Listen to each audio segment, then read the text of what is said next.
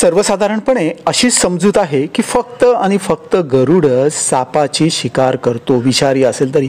पण तसं नाही आहे. जंगलात सापडणारा, सहजगत्या सापडणारा किंक्रो अर्थातच भारद्वाज नावाचा पक्षीही विषारी नागाचं अत्यंत चपलतेने शिकार करून त्याला खाण्यात पट्टाईत आहेच.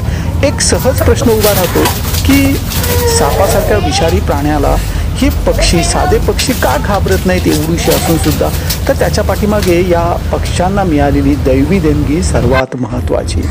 सापाचा रिॲक्शन टाईम हा 0.10 मिलीसेकंडचा असतो, तर पक्ष्याचा रिॲक्शन टाईम हा फक्त 0.2 मिलीसेकंड इतकाच कमी असतो. त्यामुळे ते सहजगत्या विषारी सापाचं डोकं पकडून त्याचा मेंदूचा चुरा करतात आणि त्या सापाला सहजगत्या पचवतात.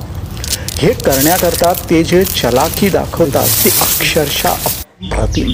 अजून एक गोष्ट जी सर्वात महत्त्वाची यांच्या बाबतीत, हे विषाची ग्रंथी आहे ते काढून टाकतात किंवा यांना या सापाच्या विषाचा तसा मोठ्या प्रमाणावर यांच्यावर काहीच परिणाम होत नाही.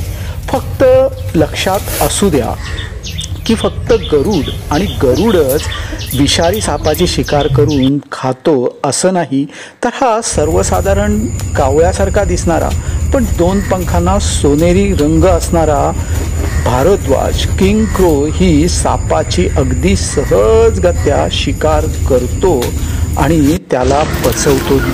त्याला एखाद्या सापाची शिकार करून खाताना, पकडताना एक खूप आनंद वाटतो. त्यावर ज्या प्रकारे त्याला विशिष्ट पद्धतीने खातो, त्याचं डोकं वगळून, ते अप्रतिम. गरुडच नाही तर भारद्वाज सारखा पक्षीही विषारी सापाची शिकार करतो.